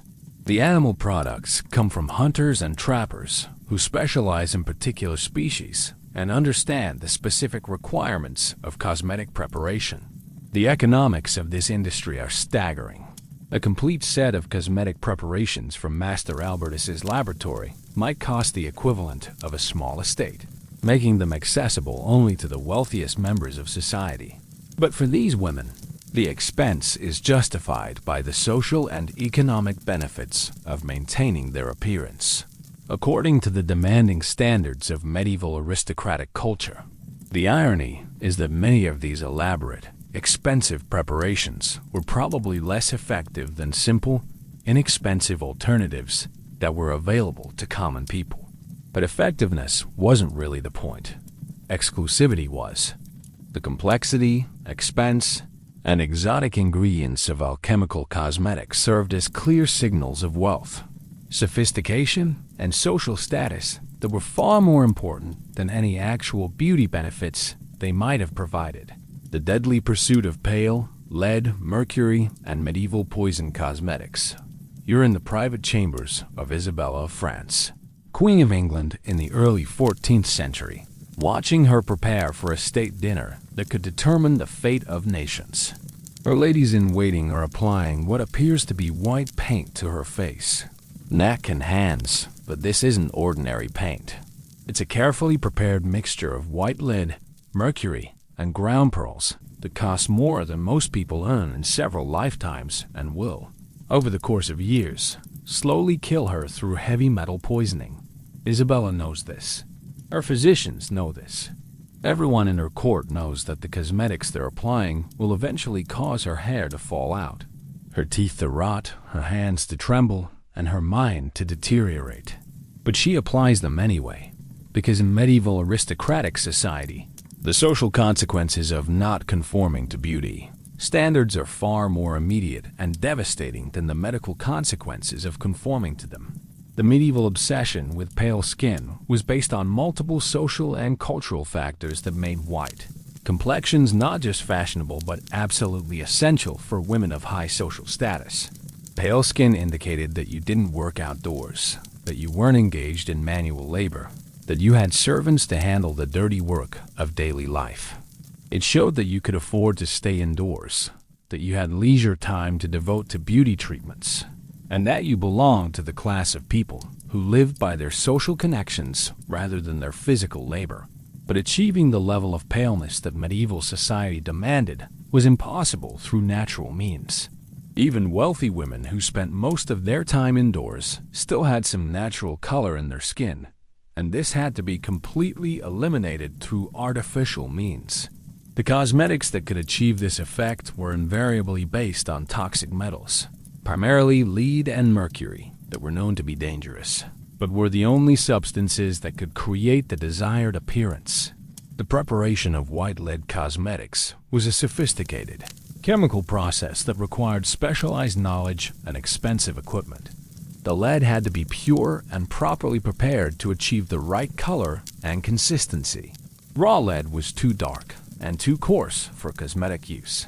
It had to be processed through a series of chemical reactions that would transform it into a fine white powder that could be mixed with oils and other substances to create a smooth, easily applied paint. Master Francesco di Milano was one of the most renowned cosmetic chemists of his era, operating from a workshop in Venice that supplied wealthy clients across Europe with the finest quality lead-based cosmetics. His process began with the selection of the purest lead available, usually imported from English mines that were known for producing metal with fewer impurities than other sources. The lead purification process was dangerous and complex. Francesco's workers, who had extremely short lifespans due to constant exposure to lead vapors, would heat the raw lead in specially designed furnaces that could maintain precise temperatures for extended periods. The heating process drove off impurities and began the chemical transformation that would eventually produce the white powder needed for cosmetics. But heat alone wasn't sufficient. The lid also had to be exposed to acetic acid, essentially very strong vinegar, in a process that could take weeks or months to complete. The lid would be placed in containers with the acid and left to react slowly, producing lead acetate crystals that were far wider and finer than the original metal. This process, called the Dutch process or stack process, was incredibly time-consuming and required constant monitoring to ensure optimal results. The lead acetate crystals still weren't ready for cosmetic use. They had to be further processed to achieve the right particle size and consistency. Francesco employed specialists who spent their entire careers learning to grind lid compounds to exactly the right fineness. Too coarse, and the cosmetic would appear grainy and uneven. Too fine, and it would become airborne and create deadly dust clouds that could kill everyone in the workshop. The grinding process used specialized equipment made from materials that wouldn't contaminate the lead or interfere with its properties. The grinders had to work slowly and carefully, with frequent breaks to prevent overheating that could alter the chemical composition of the powder. They wore primitive protective equipment, cloth masks and leather gloves, that provided minimal protection against the toxic effects of their work. Once the lead powder was properly prepared, it had to be mixed with other ingredients to create the final cosmetic product. The mixing ratios were closely guarded trade secrets that master cosmetic chemists like Francesco passed down to their apprentices under strict oaths of secrecy. Too much lead, and the cosmetic would be too opaque and unnatural looking. Too little lead, and it wouldn't provide adequate coverage or the desired pale effect. The other ingredients in these cosmetic preparations were chosen to enhance the lead's properties while attempting to minimize its harmful effects. Ground pearls were added for their luminous quality and their supposed protective properties. Rosewater was included for its pleasant scent and its association with feminine beauty. Various herbal extracts were incorporated based on medieval medical theories about their ability to counteract the negative effects of lead. But perhaps the most important additional ingredient was mercury, which was believed to enhance the lead's effectiveness while providing its own cosmetic benefits. Mercury was associated with transformation and change in medieval alchemical theory, and it was supposed to help the lead penetrate more deeply into the skin while creating a more luminous, translucent effect. The combination of lead and mercury created cosmetics that were extraordinarily effective at achieving the desired pale appearance, but also extraordinarily toxic. Mercury compounds are absorbed through the skin and accumulate in the body over time, causing neurological damage, kidney failure, and death. When combined with lead, which has its own devastating effects on the nervous system and other organs, these cosmetics were essentially slow-acting poisons that their users applied to their faces every day. Isabella's daily cosmetic routine begins with a thorough cleaning of her face and neck using solutions that are themselves mildly toxic. They contain mercury compounds that are supposed to prepare her skin for the application of the lead-based paint. Our ladies-in-waiting use soft brushes made from exotic animal hair to apply these cleaning solutions, working carefully to avoid getting the chemicals in Isabella's eyes or mouth. The application of the lead-based cosmetic is a complex process that requires considerable skill and experience. The paint must be applied evenly and smoothly, without streaks or patches that would reveal its artificial nature. It must be thick enough to provide complete coverage, but not so thick that it appears unnatural or begins to crack and flake during wear. Isabella's ladies-in-waiting have spent years learning the proper techniques for cosmetic application. They understand how different environmental conditions, temperature, humidity, lighting, affect the appearance and behavior of lead-based cosmetics. They know how to blend the paint seamlessly at the edges, how to create subtle variations in tone that make the artificial pallor appear more natural, and how to apply additional treatments that will help the cosmetic last throughout long court functions. The immediate effect of these cosmetics is dramatic and impressive. Isabella's skin appears flawlessly white, smooth, and luminous, with an almost supernatural quality that clearly distinguishes her from anyone who isn't using similar treatments. She looks ethereal, otherworldly, like a living statue carved from the finest marble. The effect is so striking that it's immediately obvious to everyone who sees her that she belongs to the highest levels of society. But the long-term effects are devastating. Isabella, like most women who use these cosmetics regularly, will begin to experience symptoms of heavy metal poisoning within a few years. Her hair will become thin and brittle, then begin to fall out in patches. Her teeth will darken and decay, despite the best dental care available in her era. Her hands will develop tremors that make fine motor control increasingly difficult. The neurological effects are perhaps the most tragic. Lead and mercury poisoning cause progressive brain damage that affects memory, judgment, and emotional control. Women who use these cosmetics often become increasingly erratic and unpredictable as they age, developing reputations for irrationality and instability that may actually be symptoms of chronic poisoning rather than character flaws. Isabella's physicians are well aware of these effects. Medieval medical texts, clearly document the connection between lead-based cosmetics and the symptoms that their users develop. But they're caught in an impossible situation. They can't recommend that Isabella stop using the cosmetics, because doing so would be social and political suicide. A queen who appeared in public without proper cosmetic preparation would be seen as slovenly, disrespectful, and unfit for her position. Instead, they try to minimize the damage through various treatments and interventions that are supposed to counteract the effects of the toxic cosmetics. They prescribe herbal remedies that are supposed to purge heavy metals from the body. They recommend bloodletting and other procedures that are intended to restore humoral balance. They adjust Isabella's diet to include foods that are believed to have protective properties against poisoning. None of these interventions are particularly effective, because medieval medicine doesn't really understand the mechanisms of heavy metal toxicity or have access to treatments that could actually remove lead and mercury from the body.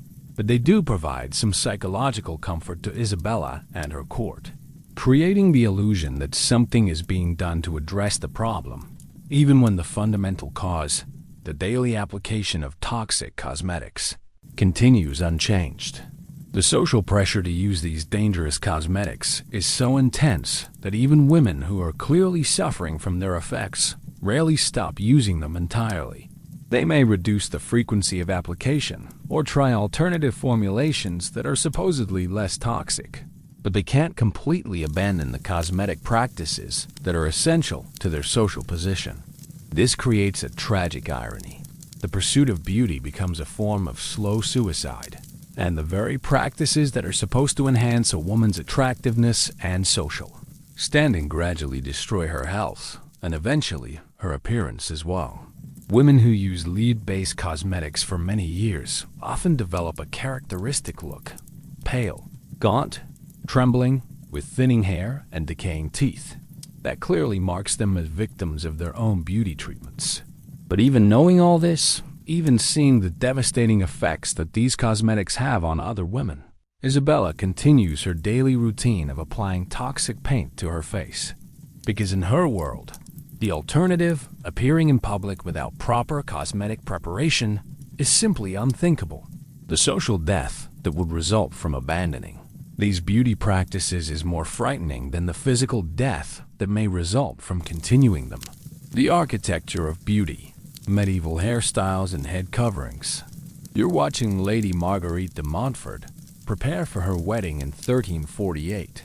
And you're witnessing one of the most elaborate construction projects of the medieval period.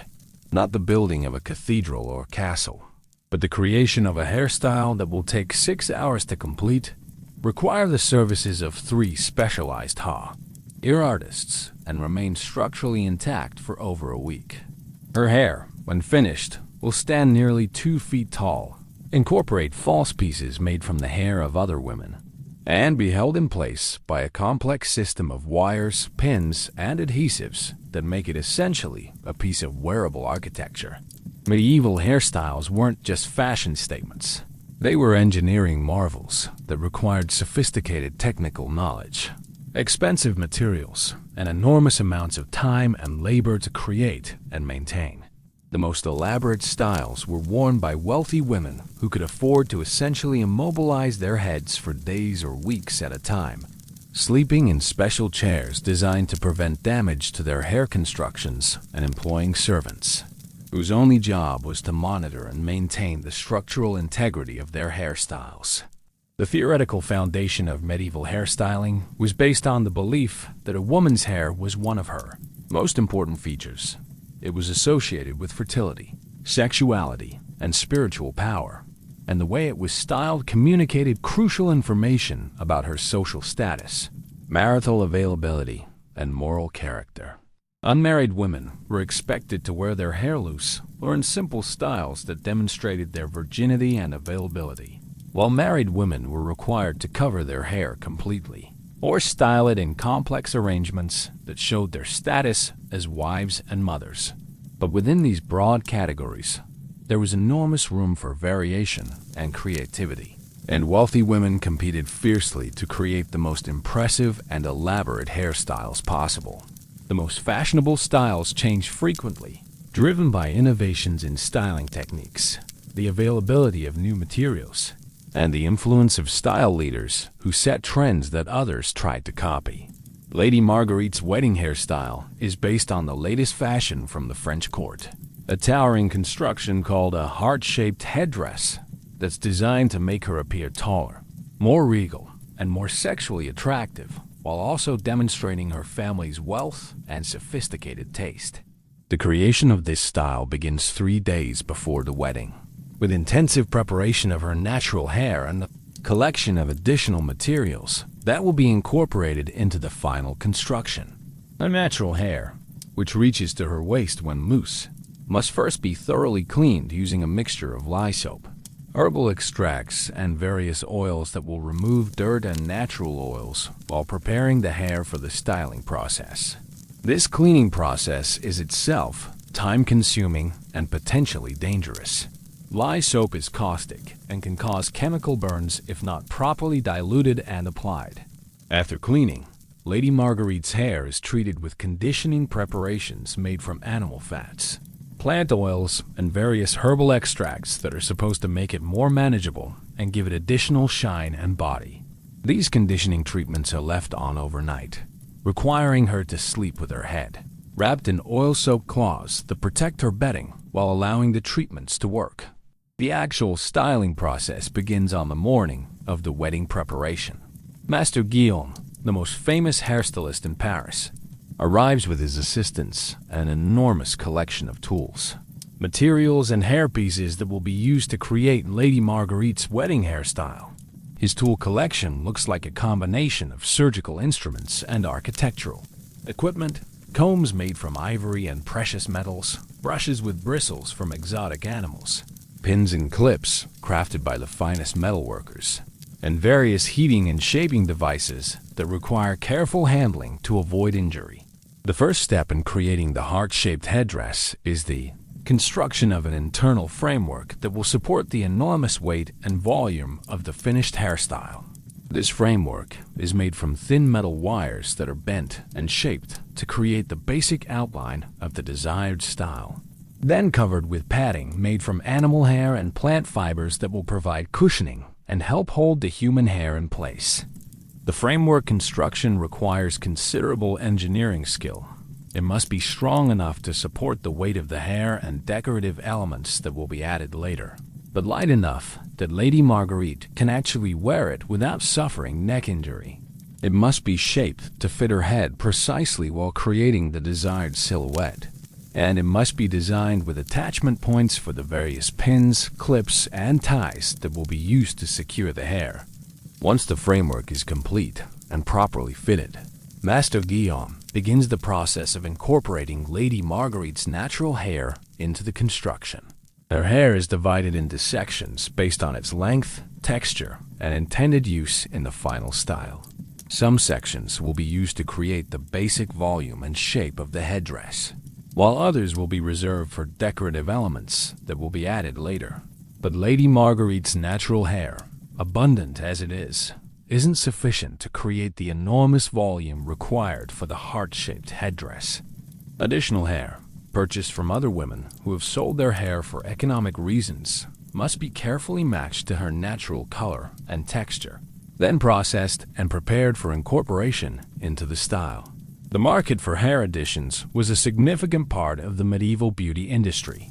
Poor women, particularly in rural areas, would grow their hair long specifically to sell it to wealthy urban clients who needed additional volume for their hairstyles.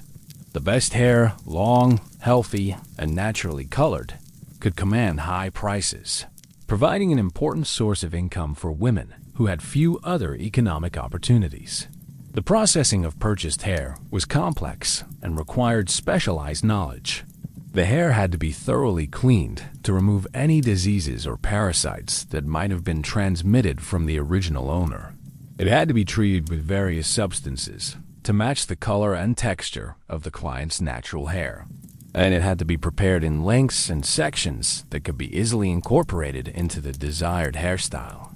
Master Ghulam's assistants spend hours carefully blending Lady Marguerite's natural hair with the purchased additions, creating seamless transitions that make it impossible to tell where her hair ends and the additions begin. This blending process requires considerable artistic skill and experience. Any obvious demarcations between different hair sources would be socially embarrassing and would undermine the effectiveness of the style. As the basic structure of the headdress takes shape, decorative elements begin to be added. These might include ribbons made from expensive silk, jewelry specifically designed for hair ornamentation, flowers that have been preserved using special techniques, and various other decorative objects that enhance the beauty and demonstrate the wealth of the wearer. The silk ribbons used in medieval hairstyles were often worth more than most people earned in a year. They were imported from distant locations, dyed using expensive and rare colorants, and woven using techniques that created unique textures and patterns. A single ribbon might be several yards long and incorporate gold or silver threads that added to both its beauty and its cost. The jewelry designed for hair ornamentation was created by the same craftsmen who made crowns and other royal regalia. These pieces were often set with precious stones, crafted from gold or silver, and designed to catch and reflect the light in ways that would enhance the overall effect of the hairstyle. Some pieces were so valuable that they were passed down through generations as family heirlooms. The preserved flowers used in wedding hairstyles required specialized preparation techniques that were closely guarded trade secrets. Fresh flowers would wilt and decay within hours, ruining the hairstyle and creating an embarrassing social situation.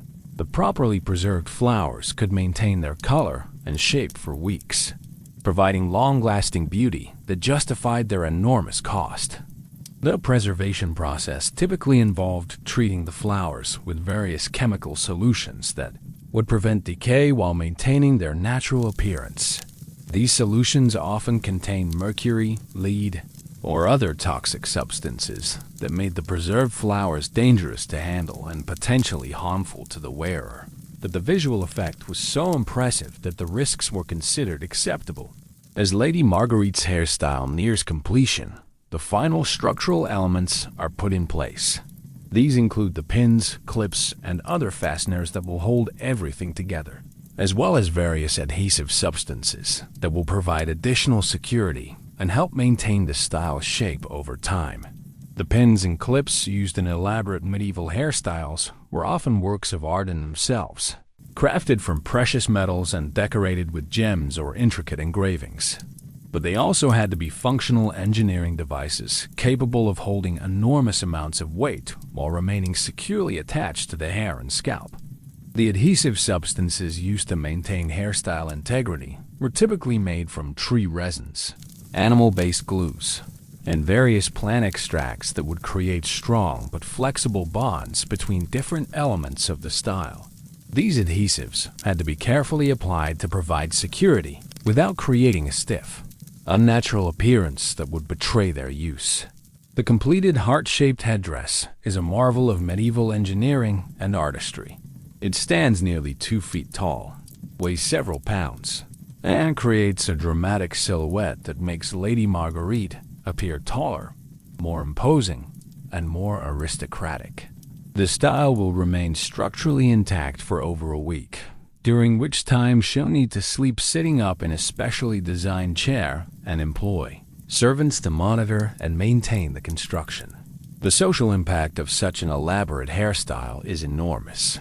Everyone who sees Lady Marguerite will immediately understand that she belongs to the highest levels of society, that her family possesses enormous wealth, and that she has access to the most skilled craftsmen and the most expensive materials available.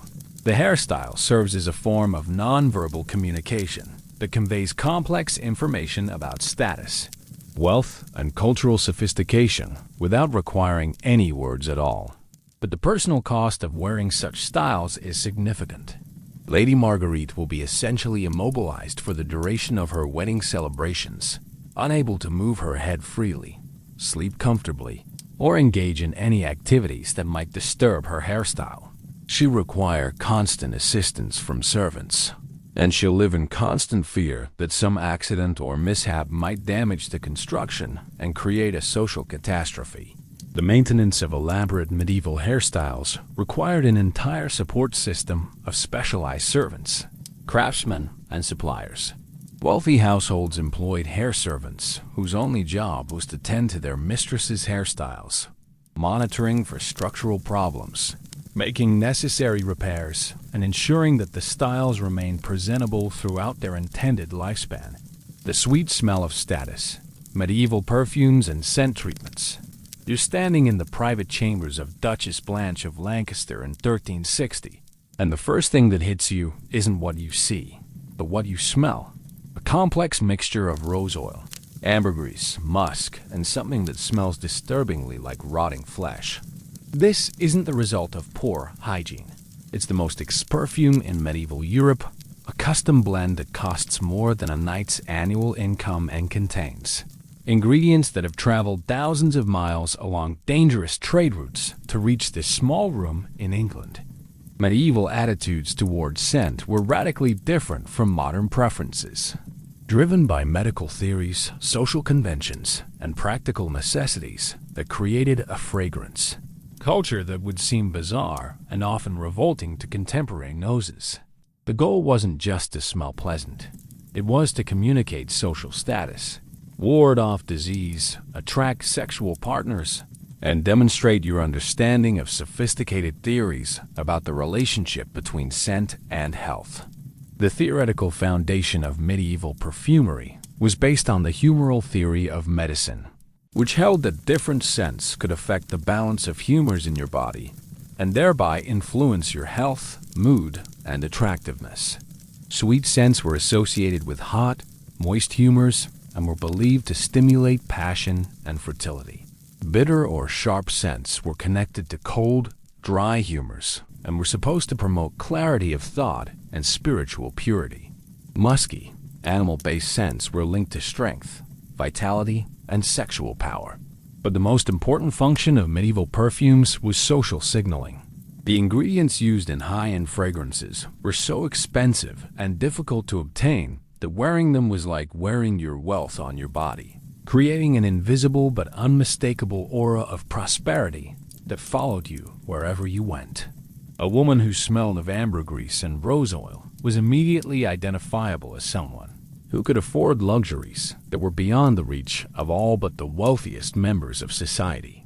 Duchess Blanche's signature perfume is created by Master Jean de Bruges, the most famous perfumer in Northern Europe, whose client list includes queens, empresses, and the wives of the wealthiest merchants and nobles. His workshop in Bruges is a marvel of medieval technology, equipped with sophisticated distillation apparatus, aging chambers, and storage facilities that can maintain the precise environmental conditions necessary for creating and preserving the finest fragrances.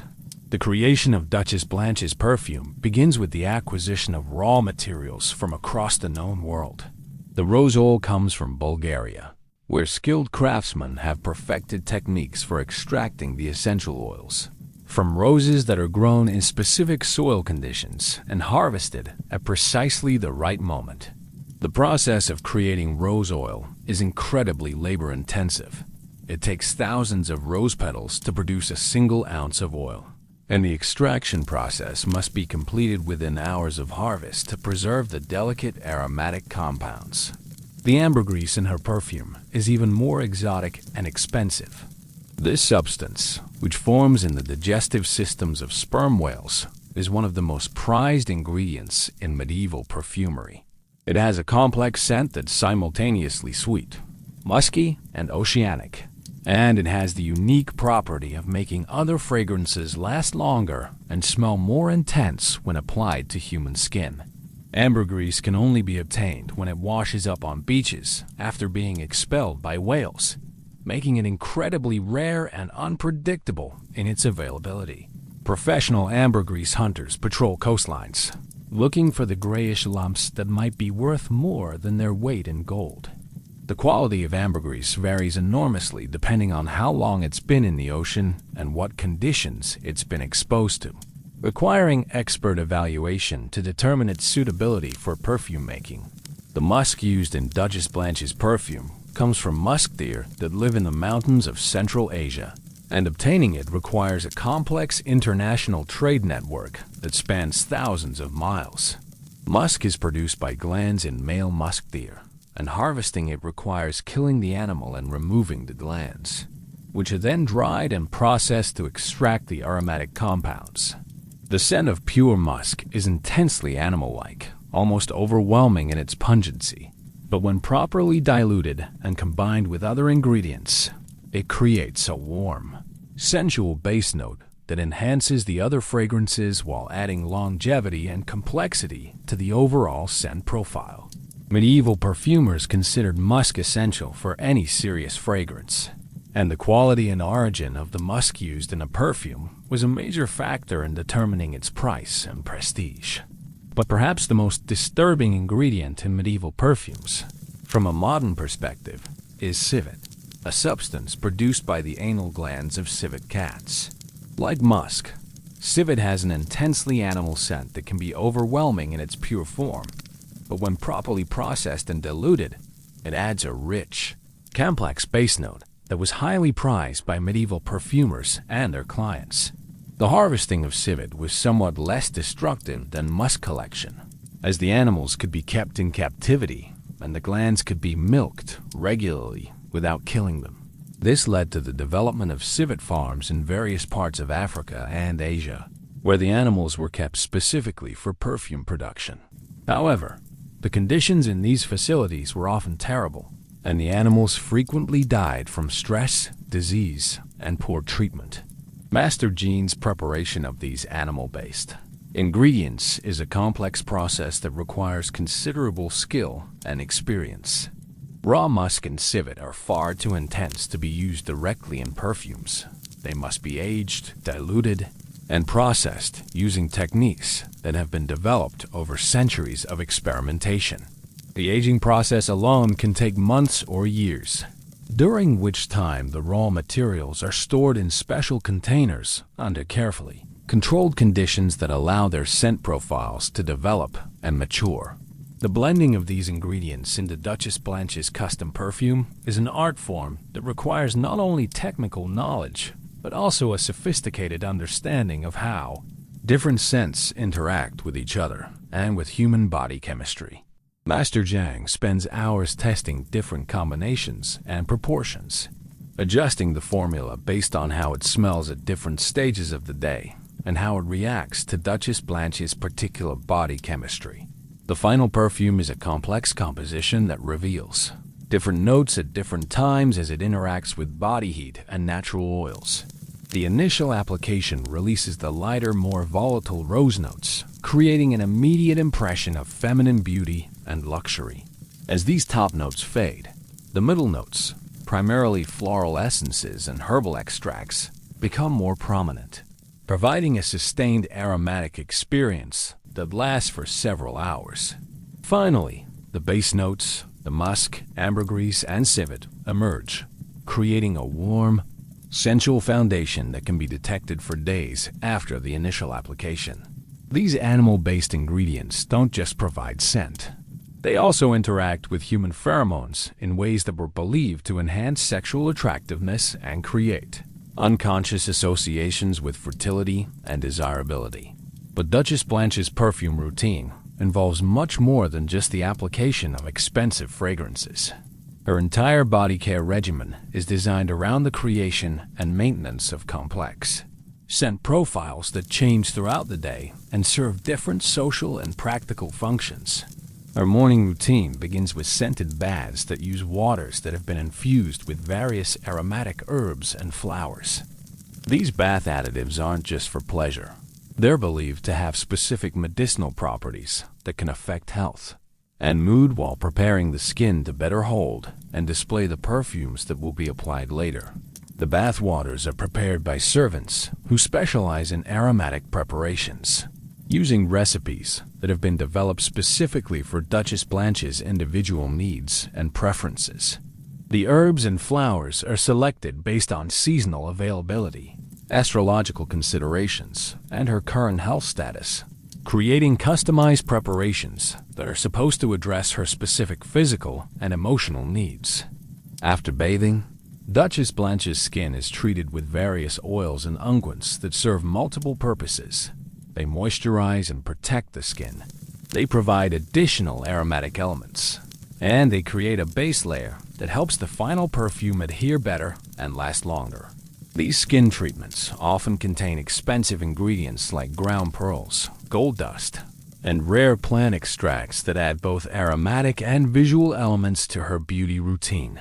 The application of the final perfume is a ritual in itself, performed by skilled servants who understand the proper techniques for maximizing the effectiveness and longevity of expensive fragrances. The perfume is applied to specific points on the body, pulse points where body heat will help release the aromatic compounds, as well as areas like the hair and clothing, where the scent will be most noticeable to others. But medieval perfume application wasn't limited to the body. Duchess Blanche's clothing, bedding, and living spaces are all treated with aromatic preparations that create a comprehensive scent environment. Her dresses are stored with sachets containing aromatic herbs and spices. Her bed linens are washed with scented waters, and her rooms are regularly fumigated with burning incense and aromatic woods. The clothing treatments are particularly elaborate, involving not just surface applications, but also the incorporation of aromatic materials into the fabric itself during the weaving and dyeing processes. The most expensive fabrics might contain threads that have been soaked in perfumed oils, or they might be woven with aromatic fibers that release their scent slowly over time. The social impact of this comprehensive approach to scent is enormous. Duchess Blanche doesn't just smell good when you're close to her. She creates an aromatic environment that announces her presence before she enters a room and lingers after she leaves. Her scent becomes part of her identity, as recognizable and distinctive as her appearance or her voice. This scent identity serves multiple social functions. It demonstrates her wealth and access to luxury goods. It creates positive associations with her presence, and it helps establish her position in the social hierarchy. People who encounter her scent in her absence are reminded of her status and importance. And the aromatic environment she creates helps reinforce her authority and influence.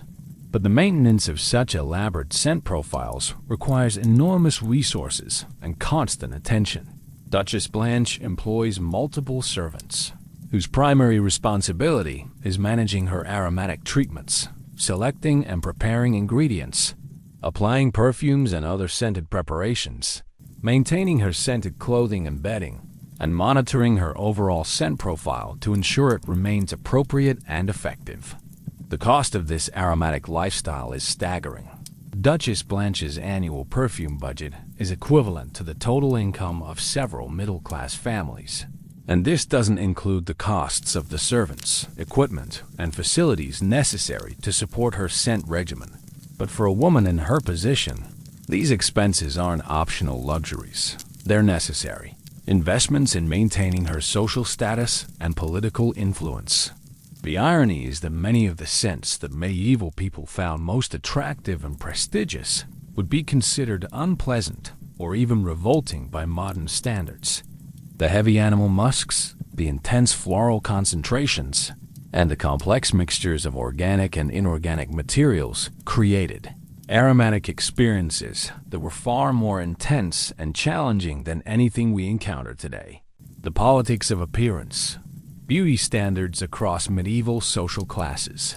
You're walking through the streets of London in 1381, during the height of the Peasants' Revolt, and you're witnessing something that would have been unthinkable just a few years earlier. Peasant women wearing simplified versions of aristocratic hairstyles, merchant wives displaying jewelry that mimics noble fashions, and servant girls applying crude versions of the cosmetics that were once exclusive to the upper classes. The rigid beauty hierarchies that had defined medieval society for centuries are crumbling, and the resulting social chaos is contributing to political upheaval that threatens the entire feudal system. Medieval beauty standards weren't just about personal preference or aesthetic ideals. They were a complex system of social control that used appearance to reinforce class distinctions, maintain political power, and preserve economic hierarchies. Every aspect of a woman's appearance, from the way she styled her hair to the colors she wore to the cosmetics she applied, was regulated by law, custom, and economic necessity in ways that made her social status immediately visible to everyone she encountered. At the top of this beauty hierarchy were queens and noblewomen, whose appearance was governed by standards so elaborate and expensive that conforming to them required the economic output of entire estates.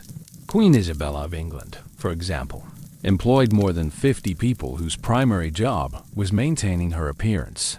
Hairdressers, seamstresses, cosmetic preparers, jewelry designers, and various specialists who ensured that every aspect of her presentation reinforced her position as the most powerful woman in the kingdom.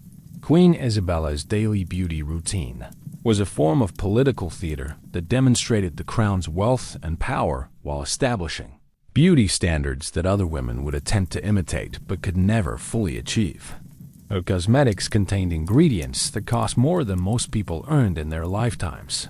Her hairstyles required techniques that were closely guarded state secrets, and her clothing incorporated materials that were available only to the royal family through exclusive trade agreements and diplomatic arrangements. The political implications of royal beauty standards extended far beyond personal vanity. Isabella's appearance was carefully designed to project specific messages about English power, wealth, and cultural sophistication to foreign courts and domestic audiences. Her cosmetics demonstrated England's access to international trade networks. Her hairstyles showed the kingdom's mastery of sophisticated crafts and technologies, and her overall presentation reinforced the divine right of kings by suggesting that royalty was inherently different from and superior to ordinary humanity. Below the royal family, the hierarchy of medieval beauty was dominated by the wives and daughters of great nobles, duchesses, countesses, and baronesses whose appearance was only slightly less elaborate than that of queens, but who faced constant pressure to maintain their position in the social pecking order through increasingly sophisticated and expensive beauty treatments. Lady Margaret de Clare, Countess of Gloucester, represented the pinnacle of non-royal feminine beauty in 14th century England. Her beauty routine was almost as elaborate as the Queen's, but it had to be carefully calibrated to demonstrate her high status without appearing to challenge royal prerogatives. She could wear expensive cosmetics, but not the rarest and most exclusive formulations. She could create elaborate hairstyles, but not ones that directly copied royal fashions. She could display wealth through her appearance, but not in ways that might be interpreted as political challenges to royal authority. This delicate balance required sophisticated knowledge of court politics, fashion hierarchies, and social protocols that were constantly changing based on political circumstances, economic conditions, and the personal preferences of those in power. Lady Margaret employed specialists, whose job was monitoring these changes and adjusting her appearance accordingly. Fashion intelligence agents who attended court functions, OBSERVED royal beauty trends, and reported back on the subtle shifts in acceptable appearance standards. The merchant class occupied a particularly complex position in the medieval beauty hierarchy. Wealthy merchants often had more disposable income than minor nobles, but they lacked the social status that would allow them to display their wealth openly through their appearance. Sumptuary laws, legal regulations that restricted certain types of clothing, jewelry, and cosmetics to specific social classes were specifically designed to prevent merchants from using their wealth to challenge the appearance-based status system that supported aristocratic power. Dame Alice de Montfort, the wife of a successful London cloth merchant, had to navigate these restrictions while still demonstrating her family's prosperity and social aspirations. She could afford the same cosmetics and beauty treatments as minor nobles, but she couldn't wear them in the same ways or combinations.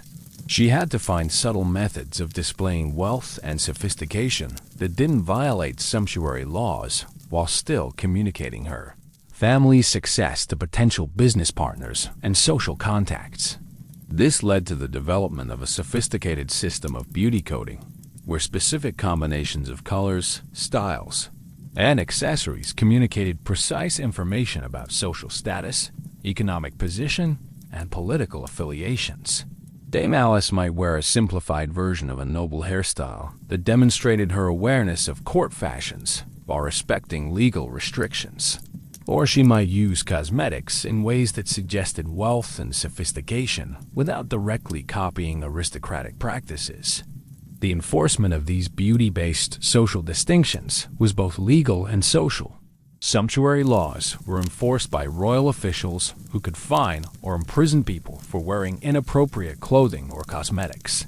But the more effective enforcement came from social pressure and economic consequences. A merchant wife who dressed too elaborately might find herself socially ostracized by her peers, excluded from important business networks, or even accused of witchcraft or other crimes that reflected social disapproval of her presumptuous appearance. Below the merchant class, the beauty standards for artisan and skilled worker families were governed, primarily by economic necessity rather than legal restriction. These women couldn't afford the elaborate cosmetics and treatments that were available to wealthier classes, but they still faced social pressure to maintain their appearance according to standards that demonstrated respectability and social stability. Marjorie Kemp, the wife of a successful brewer in King's Lynn, represents the beauty challenges faced by middle-class medieval women. She had access to some luxury items, better quality clothing, simple cosmetics, basic jewelry, but she had to be careful not to appear to be reaching above her social station, while still maintaining the kind of respectable appearance that was necessary for her husband's business success. Marjorie's beauty routine was focused on cleanliness, modesty, and the subtle display of her family's economic stability. She used simple herbal cosmetics that she could prepare herself or purchase from local suppliers. She wore her hair in styles that were fashionable but not elaborate, and she chose clothing and accessories that demonstrated prosperity without suggesting social pretensions. The most interesting aspect of middle-class medieval beauty culture was its focus on moral virtue as a component of attractiveness. Women like Marjorie were expected to demonstrate not just physical beauty, but also spiritual purity, domestic competence, and social responsibility through their appearance. Their beauty standards emphasize modesty, cleanliness, and appropriate behavior rather than luxury and display. At the bottom of the medieval social hierarchy, peasant and servant women faced beauty standards that were primarily functional rather than aesthetic. These women worked in physically demanding occupations that made elaborate beauty treatments impossible and impractical.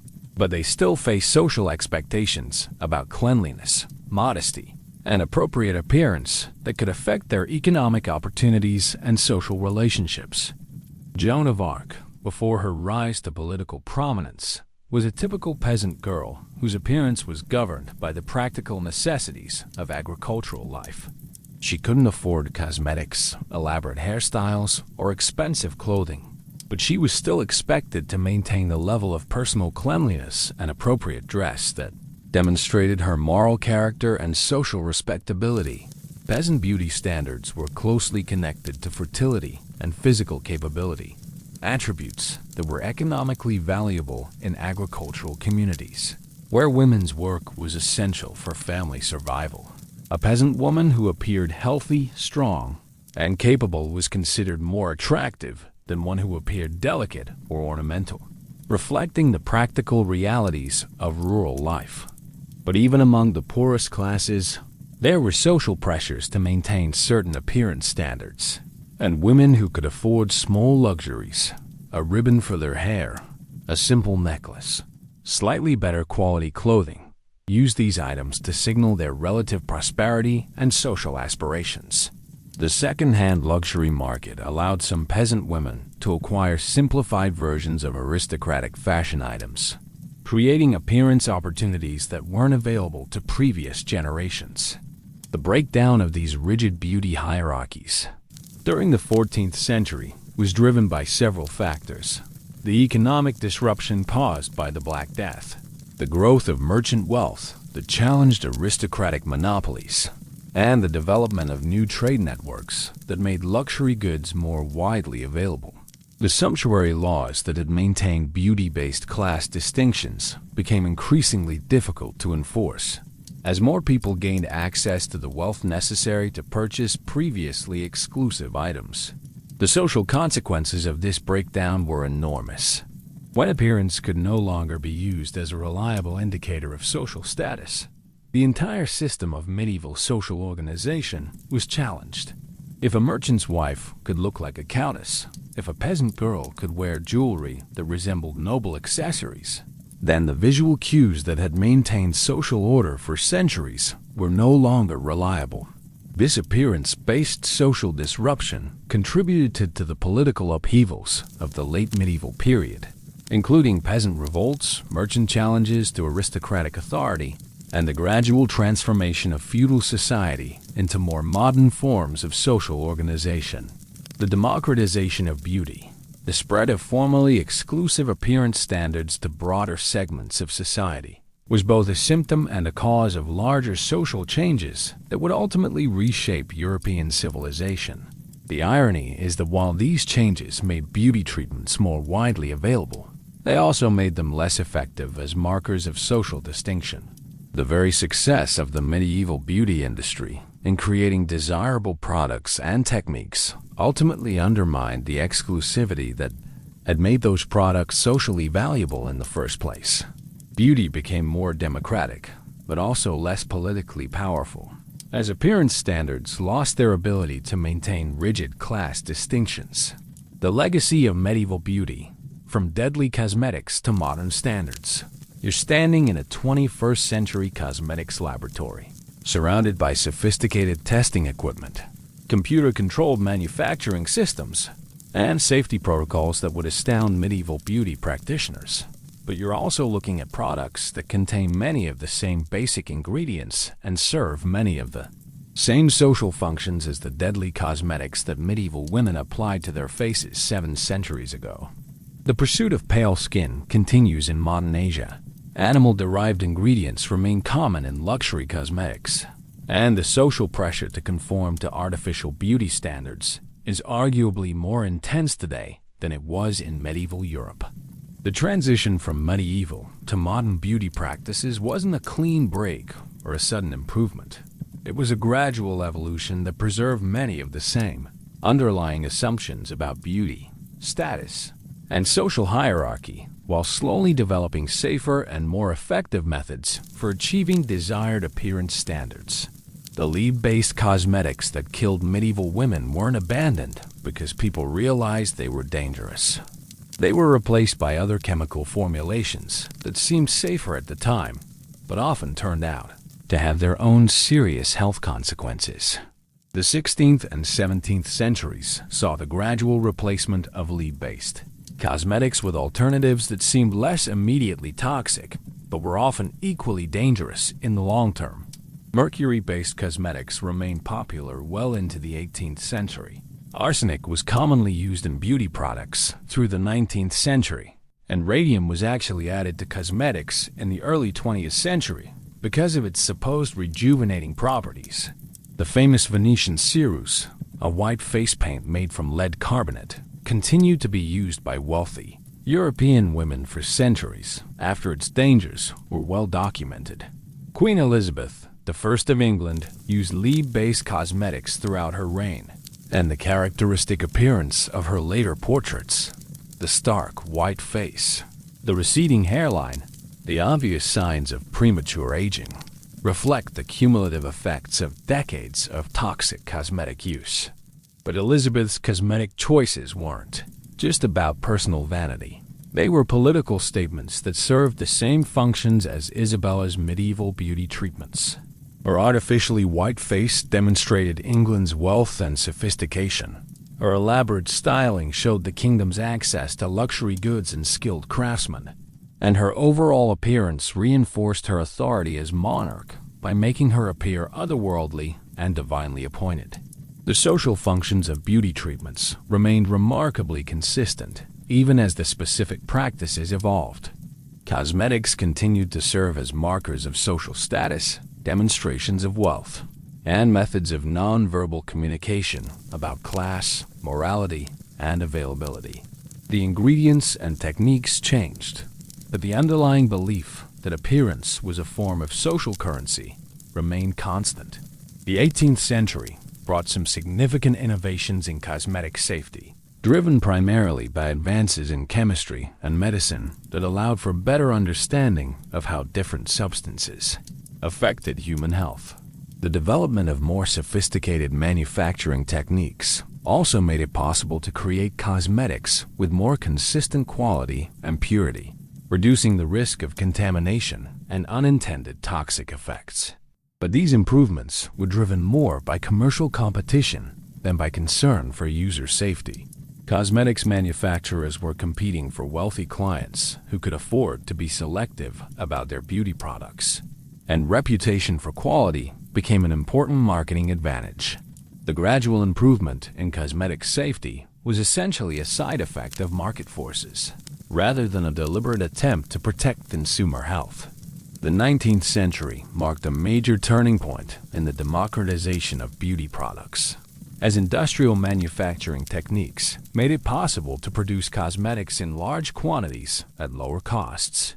This meant that beauty treatments that had once been available only to the wealthiest members of society could now be purchased by middle-class women, fundamentally changing the social dynamics of appearance and status. The development of mass-produced cosmetics also led to the creation of beauty advertising and marketing industries that used many of the same psychological techniques that had made medieval beauty treatments so compelling. The promise that the right cosmetics could transform not just appearance, but also social status, romantic prospects, and personal happiness became a central theme in commercial beauty culture.